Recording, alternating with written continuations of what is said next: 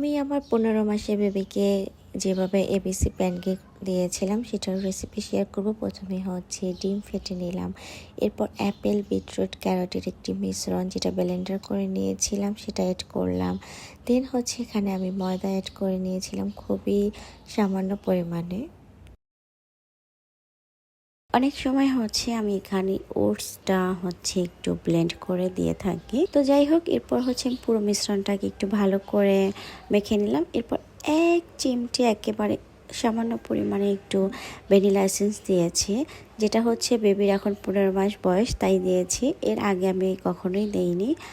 যাই হোক, এরপর হচ্ছে একটা ফ্রাই প্যানে আমি অল্প ঝালে এটাকে হচ্ছে ভেজে নিয়েছিলাম। তো আমার বেবি এটা অনেক বেশি লাইক করে, তার খুবই পছন্দের খাবার এটা। মাশাআল্লাহ, সে হচ্ছে দুইটা খেয়ে ফেলে, এরকম একটা অবস্থা। তো এই তো রেডি হয়ে গেল সহজ একটা নাস্তার আইটেম 15 মাসের বাচ্চার জন্য।